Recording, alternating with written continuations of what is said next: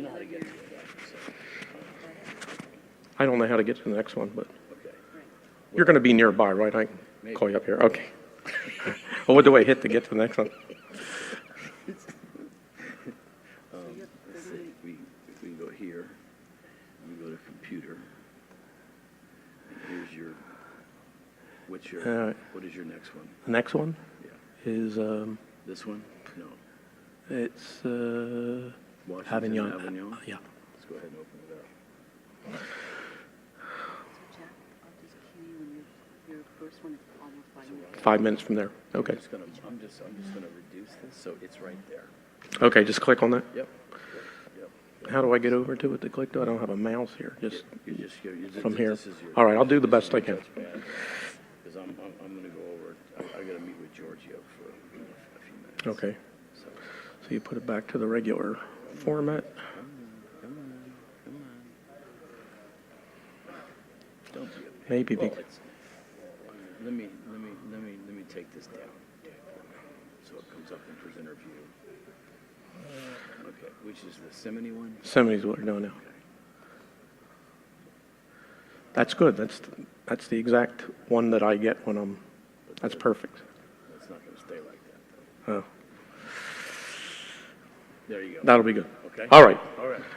All right. Sorry for the technical difficulties. I don't know if you're aware when I did the earlier program, my text was not showing up here.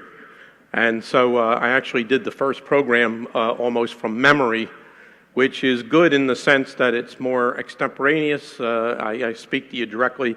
It's bad in the standpoint that I might have some information that I miss here. So I'm going to go into the simony theory. I just want to say something very quickly. And I spoke to Manuela about this earlier. In her abstract, she mentioned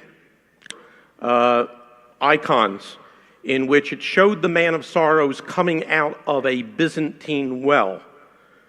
And I think that it's probably going to be part of her paper eventually, but was not part of her presentation today. And that was very kind of important to me when we go back to what was the shroud. Was it the image of Edessa? Was it the image of God incarnate? Because the Cameluana image of God incarnate, when the cloth came to Constantinople, it came with a legend, the Camiliano legend. And the Camiliano legend is that a woman in Camiliano found the cloth in her well, and she extracted it from her well.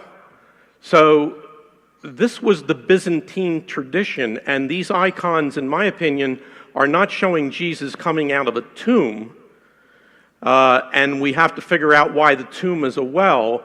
These are icons of the Shroud of Turin coming out of a well. And the Shroud of Turin is the image of Camiliana, and the Byzantines knew about that. And Camiliana is part of the Byzantine Empire, so that's the exact kind of well that it would be extracted from. So I was very excited when I heard about this, and I think that once I see Emanuela's full paper, probably in the future I'm going to write something about it, because I personally feel that the iconography confirms the theory about the image of God incarnate. So I'm going to proceed to the simony theory. As far as I know, this is the first time a new theory in the missing years has ever been premiered at a conference. Most of these theories that I went over with you today end up in books and papers, and then sometimes people go to conferences and talk about them. So you're the very first people in the entire world, other than my wife, who's going to hear this theory.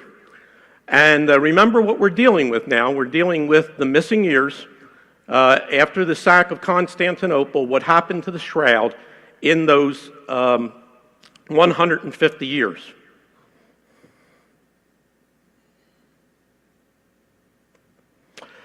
Okay, I talked earlier about the historical texts, and if you go by the text, the shroud survived the sack of Constantinople, and then it went through the various emperors, Latin emperors, and it ended up with Latin Emperor Baldwin II. He was the final Latin emperor.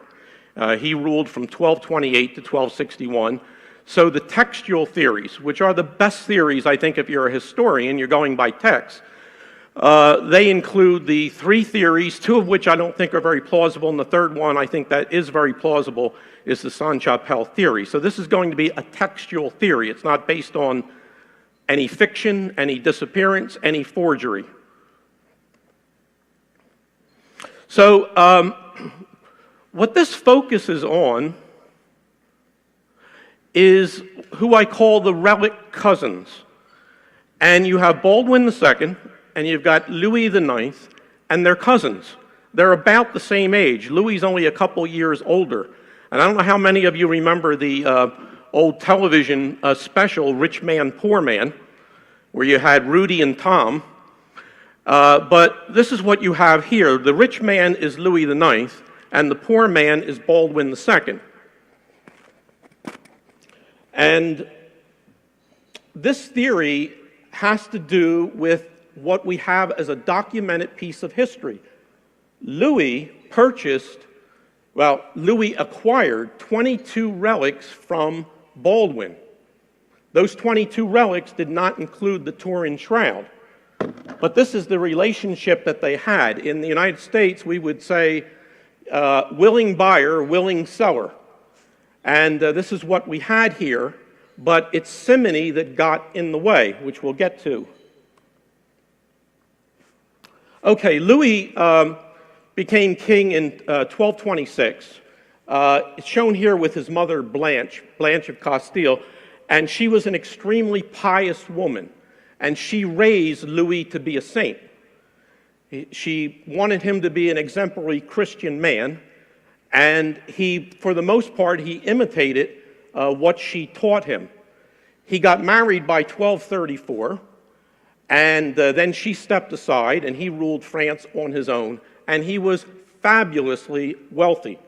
It's hard to even describe how much wealth France had in 1234.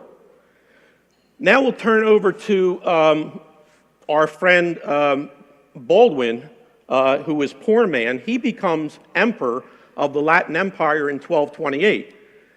And he's basically on his own. The Empire of Constantinople has no wealth, and it's far-flung, and his main concern is to have money so he can stay in power. And there is a quote from a papal commission that went there in 1234, and as you can see, this is how they describe it to the Pope. The land of Constantinople is deprived of all protection. The Lord Emperor, and that's because Baldwin was still only about 13 at this time, they appointed Jean de Brienne, who became his father-in-law. Baldwin married his daughter. He's a pauper. There's nothing to run the empire. All the paid knights have departed, and the papal legate said, "We saw the land was abandoned, we feared danger because it was surrounded by enemies." So that was the dynamic in 1234. Louis had all the money, Baldwin had nothing, but he had relics, all the relics we've talked about. But he had a major problem. It's the sin of simony. I don't think we think about it very much. Sometimes it's pronounced simony, but it's the deliberate intention of buying or selling for a temporal price such things that are spiritual, and they include relics. So if Baldwin had tried to sell a relic, he would have committed a mortal sin. And if Louis had bought the relic, he would have committed a mortal sin. So I do think I heard Mario say something about Louis purchasing the relics from Baldwin. That did not happen. Louis never purchased a relic from Baldwin. I'll tell you how they got around it. Simony comes from Simon Magus, who's discussed in Acts of the Apostles. He tried to get the apostles to sell to him the power to convey the Holy Spirit. And in the medieval church, and this is what we often have problems with as moderns today, the medieval church, the most grievous sin was simony. And if someone committed simony, they were accorded the most grievous punishments by the church. And if a Christian ruler were to be found guilty of simony, then it would be up to the Pope how he was going to punish him. He might just put him in rags and sackcloth and that sort of thing, or he might tell him he had to give up the throne. So they could not mess around with Simony, and especially Louis IX, who is being raised as a fine Catholic exemplary Christian. But there was an exemption to Simony, and that is that if somebody came forward and bought a holy object to prevent it from falling into impious hands that might desecrate it, they weren't committing simony. They were a rescuer of a relic. And Baldwin, he tried to raise the money. He ignored the relics for a little while. He went to Europe. He tried to raise money when he went to Europe, and he just was not successful doing it. Louis's mother found him to be too immature to really even be a leader. And so he returned to Constantinople in 1237. Everything was going wrong. His temporary emperor, his father-in-law, Jean de Brand, died, and nobody was tending to Constantinople, and the city would have been lost, but the Venetian fleet came in and saved the city. But now he's back in Constantinople, and as we would say, he didn't have 2 cents to rub together to run his empire at that time. So this is where we get to the first relic acquisition. This is the crown of thorns acquisition. I've converted what he got in a loan to today's dollars. So if you see today's dollars, it's about $500,000 that he needed. And what he did is he went to a Venetian lender. The Venetians had helped the French conquer Constantinople, and they were the businessmen. So he went and he borrowed $500,000, and he gave as collateral what we would call today the crown of thorns. And you have to realize here that he was bordering on simony, but he was not quite there because he hadn't actually sold the relic, and the relic was still his. It would only no longer be his if he didn't repay the loan. And then if he forfeited that, just like a mortgage foreclosure if you lost your home, but if he lost the collateral here, then simony would have been committed. So he didn't pay the crown of thorn loan, but he called cousin Louis. And he said, I'm going to lose the relic, the crown of thorns. And Louis came in and paid off the loan. And so Louis came under the exemption for simony. He rescued the relic from being forfeited to the lenders, to the impious lenders. So a very clever way of getting around simony, but nevertheless, Louis wanted relics, and Mario has said quite correctly that the Sainte-Chapelle was built to house a relic collection. And I think what you have to understand about the Sainte-Chapelle is they started building that in 1238. It was finished in 1248. So he's building a building to acquire Byzantine relics 12 years before he installs them, and he doesn't have a Byzantine relic to his name. So something is going on to get Byzantine relics from cousin Baldwin over to cousin Louis. And then he enters into the next series of loans, and that is that he goes back to the Venetian lenders, and there were a lot of them at this point. He secured all the money that he wanted, and he secured it with 21 other relics. And then he defaulted, and then he picked up whatever the version of the telephone was at that time. He contacted cousin Louis, and he said, I'm about to lose these relics, and Louis repaid the loans. And when he did, he redeemed the loans, and then he had 22 relics that he could send to the Sainte-Chapelle. And what they couldn't do directly, they did indirectly. And why did they do it? It's because they had to avoid the sin of simony. And you can see this, which I'll get to in a minute, but you can see this in the biographers of St. Louis, that they make it clear that he did not get the relics by purchase because that would be a sin. And he never sinned. So within a period of 3 years, Louis now had 22 relics, and he continued to build the Sainte-Chapelle, and he was going to put the relics in there.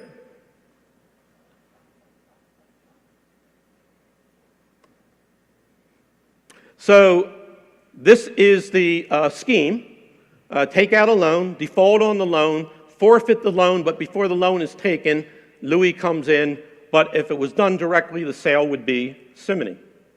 Now, there's a funny thing about this, if you really think through it, and people either accept that Louis purchased the relics, or even the ones that read enough to know that it was loans, they just think that this is a normal transaction. But think about this. The Venetians are Christians. They may be in Constantinople, but they are Christians, and their permanent homes are in Venice. Suppose Baldwin defaults on the loans, and he's got a history of doing it with the crown of thorns. What are they going to do with a relic? They're Christians. They can't sell it. They would be committing simony. If they sell it to a Christian, the Christian buyer is committing simony. And if you're not a Christian, why do you want a Christian relic? So why are there relics in this transaction at all? And I would submit to you that the only way it makes sense is Baldwin made the lenders take the relics as collateral, told them not to worry about it, that this was really a loan in which Louis was giving his personal guarantee. He was going to guarantee this loan, and that when there was default, they were going to get the money from Louis. They were never going to have to get stuck with the relic. It's the only thing that really makes any kind of sense. And it's pretty much confirmed by the Golden Bull, which we've talked about before, but when in 1247, and for no reason at all, Baldwin issues the Golden Bull, and he says, this is kind of like the sales receipt to Louis, and this was the language he used, and it's the most self-serving language you're ever going to see. We want everyone to know that as a spontaneous and free gift, we've surrendered our relics to Louis, who came in and redeemed them for a large amount of money. And there was a fellow by the name of Luigi Canetti in 2013, very smart Italian, who noticed this, that called this Golden Bull the ex post, meaning after the fact, covering of an operation still perceived as virtually sacrilegious. Frederick Perry is one of Louis's biographers, and here's what he says: it was not thought seemly to make relics object of barter and sale. That was an understatement. It wasn't a matter of seemliness, it was a matter of sin. But the Emperor Baldwin was willing to come in and encourage the king's generosity, and that's how he ended up getting the crown of thorns.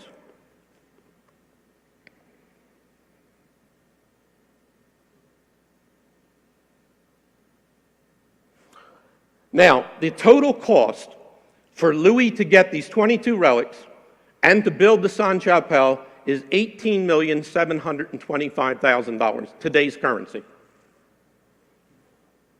And that seems like a large amount of money, and it is, but I'll give you some other figures later that you can compare it against. So the crown of thorns was about $500,000, and the other loans and the chapel was almost $19 million. Poor Baldwin, even though he got this money, he spent it, and it was gone. And by 1243, he's back in hock again, and he needs money to stay in power, so he goes back to France, and he does the mendicant tour of Europe again, and he's trying to beg, borrow, and steal money to stay in power. But in 1248, the Sainte-Chapelle is built, all 22 relics go in there, and then Louis says, enough with these relics, I've got to do other things to become a saint.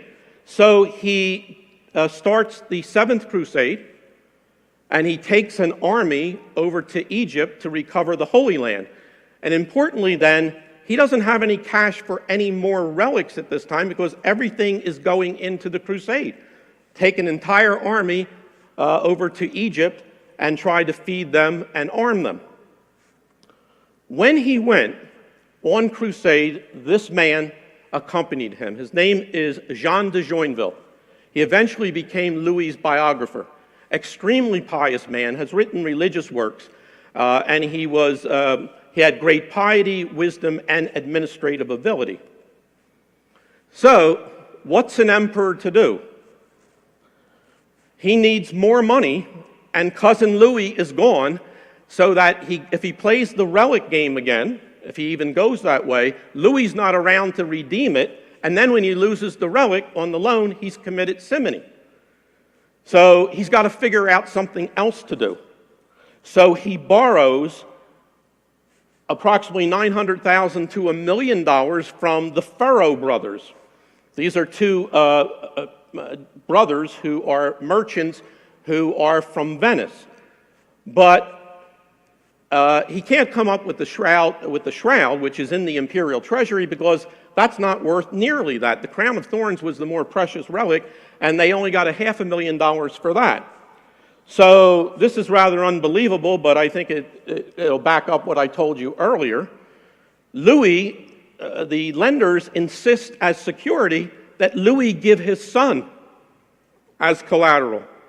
Louis Baldwin give his son as collateral. Baldwin only has one child. He's the heir apparent. His name is Philip de Courtenay. And he gives the Furrow brothers permission to take the child, and they take the child and they send him to Venice, 7 years old. Now, what Baldwin did, he was clever. He set this up as a secured loan like he set up the other secured loans that Louis came in.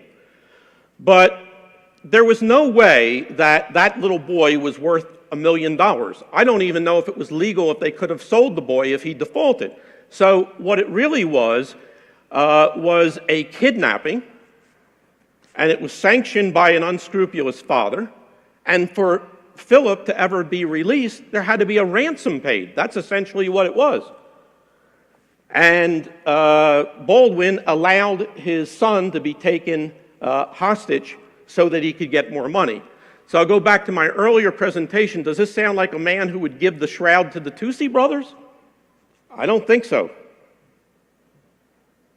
And remember that at this time there was interest rates. The Venetians charged interest rates. The rates were about 14% per year. Now, poor Louis, he's over in Egypt for a year. He conquers one city and he gets captured. And the crusade ends.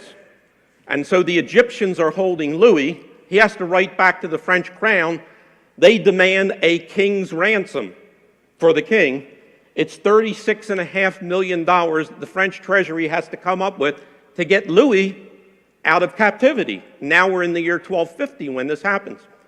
So Louis gets released, and he goes to all his counselors, and he says, what do I do next?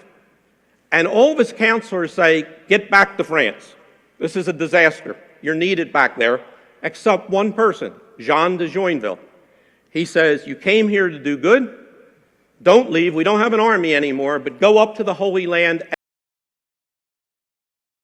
who have crusader kingdoms there. And Louis says, thank you for reading my heart. That's exactly what I want to do. And at that point, Jean de Joinville became the closest counselor, confidant, and friend of Louis IX. They were virtually inseparable after that. I guess we'd call them soulmates, in the modern language. Eventually, Louis returns home in 1254. By this time, his mother has died. And we get all the way to 1258, and guess who's still sitting in Venice after 12 years? Philip. Baldwin never ransomed his son. And so Louis, being the decent man and Christian that he is at that time, he hires an agent, sends him to Venice, and says to the agent, try to get Philip released. Find out what they want. And he reports back, well, they're still working on that, but they want right now $60,000 just for his living expenses. It's costing them to feed this kid. So Louis sends $60,000 to the Furrow brothers, but Philip's still there. The agent says to Louis in a document, historical document, I have diligently worked on the problem of liberating Philip. So that's proof that he's trying to get rid of Philip. But what happened to the Furrow brothers' loan? 14%, 12 years? It's $3.6 million now. That's a very expensive Philip that he's got to deal with right now. So he leaves them there just for a short time because everything changes in Greece in September 1259. The Greeks, who have been out of power now for more than 50 years, they bring an army to Pelagonia and they win. They beat the Latins. And Pelagonia is not that far from Constantinople. And so Baldwin says, my days are numbered. I know I'm going to be out of here, but this is my last chance to free my son. I mean, if I don't have the money as emperor, what am I going to do? So what would Baldwin do? What's he always done? It's Cousin Louis, where are you when I need you, right? So he contacts Louis, and Louis agrees to pay Philip's ransom. Now, in this theory, for Louis to pay this ransom, he's got to get something back in return. And the only thing that Baldwin still has is the Shroud of Turin. And so Baldwin transfers the Shroud of Turin to Louis. This should be no surprise. In fact, if you think about Occam's razor, among competing theories, the theories with the least assumptions is the most believable. And there's no assumption to be made here. Louis is a collector of Byzantine relics, and if he got the shroud, he'd put it in the Sainte-Chapelle chapel, and he'd be very happy. It's probably not worth monetarily what he's going to pay for the ransom, but he is getting his cousin's son out and doing the decent thing too. But I really believe that Louis thought that when he did this transaction, it was really nothing different than he did before, because he had a cousin relative emperor who couldn't be trusted with relics, and if he didn't do something, he'd probably sell the relic to somebody else. But the medieval church is not that forgiving. It doesn't go with what is in somebody's mind. It goes in a way that the transaction is structured. And in all the other relic loans, the relics were pledged, there was a default on the loan, and the impious lenders were going to take the relic. There was no lender here. Louis paid a ransom, and he got a relic. So he paid money for a relic. And that is how I think the Shroud of Turin got out of Constantinople, and Louis brought it to Paris. But I believe that before he took the next step, he got the advice of churchmen, a canon lawyer, someone who knew what was going on, and said to Louis, what you just did was the mortal sin of simony. Any way you look at it, you paid cash, and in return, you got a relic. And if you make this disclosure, if the Shroud of Turin is put into the Sainte-Chapelle chapel, everyone's going to ask, where did you get it? How did you get it? And you're going to have a problem with simony, and you're going to have a problem with the church.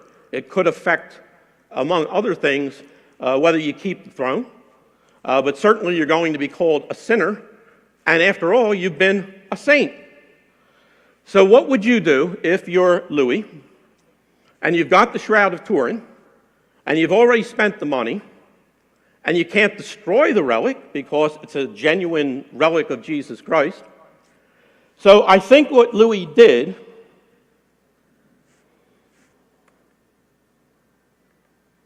is he went to his friend Jean de Joinville, who was his confidant. Jean, by this time, is seneschal. He's the big shot over in Champagne. He's got a castle. And I think he asked Jean de Joinville to hold the shroud for him till they could find out what is going to happen, but to make sure it doesn't become public and it's not associated with him. And I think Joinville complied, and I think that that's where the shroud went, somewhere between 1260, when Louis got it, and the next event that happens here. Louis gets another inspiration, and he must be quite forgetful about the Seventh Crusade because he starts an Eighth Crusade. And this time he's going to go over to Tunis in Africa because Christian missionaries are being given a hard time there by the Muslims who are running the country. And so he says, I'm going back on crusade, and this is the strangest thing to me, Joinville does not go. And Joinville later says in his biography of Louis, I didn't go because I didn't agree with the enterprise. I didn't think it was that good an enterprise, and I told the king that. And I told him he ought to remain in France where he's needed. I don't picture Joinville, right-hand man to the king, telling the king that. I really think the king said, don't come with me. You're holding the shroud. I want you to take care of it further. And sure enough, Louis goes to Tunis. He lands in July. In August, the whole army is hit by dysentery, and Louis is killed. So he's not known as St. Louis the Crusader because he was on 2 crusades, and this is what happened. Now, in the following year, there was a big push by the French to make Louis a saint because he had done many great things for the poor, and he went on 2 crusades, and he was basically, he acquired those relics that they knew of. He was an exemplary Christian man, so they started canonization proceedings. Well, that pretty much froze the shroud in place. There was nothing that Joinville could do at that time, because if he came forward and said, I've got the shroud, everyone's going to know he got it from Louis, and everyone's going to know that Louis committed simony. And then what would happen with the canonization? So Joinville actually went to the canonization proceedings in 1282, and they probably didn't ask him about the shroud because nobody knew about the shroud. And by 1297, Louis is declared a saint by the Catholic Church, and that's why he's known as King St. Louis. What about Joinville? He's got the shroud. This is Liray. The property records in France show that by the year 1290, the owner of Liray is Jean de Joinville. He acquired the fief of Liray. He was the owner of Liray. I think you can see where I'm going with this. And Joinville had 8 children. He had 4 by his first wife. She died after he got back from the crusade. He married again. He had 4 more children. And somewhere between 1290 and 1295, his youngest daughter, maybe next to youngest daughter, said she was going to get married. And who is she going to marry? She's going to marry the French knight Jean de Charny. Now, what they did back then, as I'm sure you know, there was a concept of dowry. And that was a concept where a noble person like Joinville would give property to the groom that was going to marry his daughter. And there is no doubt, I mean, this is in the records, that Jean de Joinville did give the fief of Liray to Jean de Charny, and that's how Jean de Charny became Lord of Liray. And later on, that's how Geoffrey de Charny became Lord of Liray. But what's not known, I can't say that I know this myself until I was researching this, is that there is a different concept. It's called dower property. And in addition to giving the groom something for getting married to the bride, you can give your daughter property that she can retain on her own. It doesn't go to the husband. And it is the Simony theory that at this point, Joinville is 85 years old. The average life expectancy in these days was about 64. And that was if you didn't go to war. So he is some 20 plus years over life expectancy. He's got to do something with the shroud. He could die at any day. So under this theory, he gives the shroud as part of his daughter's dower property. That becomes her property.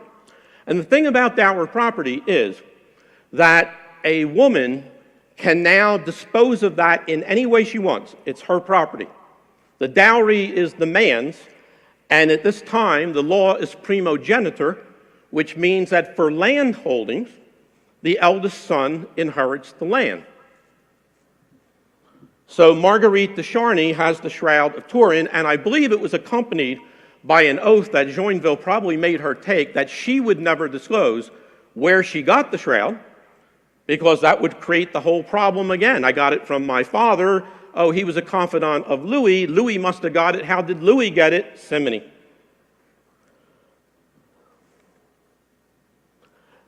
In 1306, a very young Marguerite de Charny dies. She's got 3 children. She's got Drew de Charny, Geoffrey's older brother. She's got a daughter, and she's got Geoffrey. And all of the records from that time say that what a woman generally did is she would leave her dower property to one of her younger children, because the older child, in this case Drew de Charny, was going to get all the land holdings that his father had. And this is how I believe Geoffrey de Charny obtained the Turin Shroud. I think he got it in 1306 as an inheritance from his mother, and it was her dower property given by her father. And her father got the dower property, the Shroud of Turin, from King Louis, who purchased it, and that was his mistake, who purchased it from Baldwin. So I'll do the same thing that I did with the other theories today. And in the first place, is the Simony theory plausible? In other words, do the acquisitions and transfers appear to be worthy of belief? Without regard to how much evidence, do they at least appear to be worthy of belief? So we've got Emperor Baldwin, he finds the shroud in the imperial treasury. Plausible. It's transferred to various emperors. Plausible. And by the way, by the text. Baldwin transfers it to King Louis. Doubly plausible, because Louis's a relic collector, Baldwin's a relic seller, and Louis pays Philip's ransom. And by the way, 2 eminent historians have concluded that King Louis did pay this ransom. The transfer from King Louis to Jean de Joinville, that would ordinarily not be plausible. Why would you do that for a confidant? But it's totally plausible if you're trying to cover the sin of Simony and not destroy the relic. Jean de Joinville to his daughter at the age of 85 as part of her dower property, and Marguerite de Charny to Geoffrey de Charny as an inheritance. All very plausible transfers and acquisitions. And so we have the chain of transfers and acquisitions from Constantinople to Lire intact. So we go to the second question: is the Simony theory convincing? And we'll go to the 4 factors that I mentioned earlier today. Approach. In the approach, this is based on text, just like the Sainte-Chapelle theory, and adopts no fictions. So it's a perfect approach. Fit. It explains why the shroud's not mentioned during the missing years. It explains the silence of the church and Geoffrey about provenance, which we'll talk about in the next paper. But you can see why they wouldn't want to talk about where the relic had been. And it fits Geoffrey's plan. In 1343, he's in possession of the relic. The evidence is Louis's past relic dealings with Baldwin, Louis's ransom of Philip, and if I didn't mention it before, when Philip was released, he went into the service of Louis. He gets out and he's working now for Louis. And there is no doubt that Geoffrey de Charny is Joinville's grandson. And by the way, that's only been known since about 1996, when Cowper and Kennedy wrote a book on Geoffrey de Charny about his chivalry. They disclosed that his grandfather was John de Joinville. And when Wilson came out with his book in 1998, The Blood in the Shroud, he said, I didn't realize this before, that there was this relationship. But then that was it. There was no further follow-up with that. Of course, there's no critiques as yet, unless you have some private ones. And we get to, is it convincing? And that means after you have fully considered all the relevant factors, are you satisfied with the Simony theory? And if you're satisfied with it, it means you're convinced by it, and it means the theory is convincing. And as I said before, this is kind of in a mind's eye. What's convincing to me may not be convincing to you, and vice versa. But I do think that it is a very convincing theory, and one that explains a number of things, including something we're going to get to in the final presentation, and that is why did no one ever talk about where the Shroud of Turin was before it was exhibited in Liray? Okay, so that's the end of that, and I thank you very much for your attention to that presentation.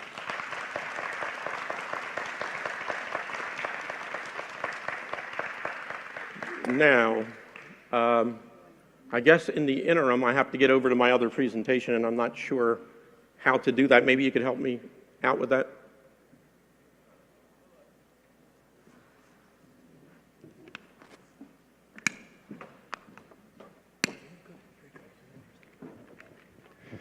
Russ, where are you? I think this guy could take care of it, too. Yes. Wade, are you coming? Yes, I think Russ is on a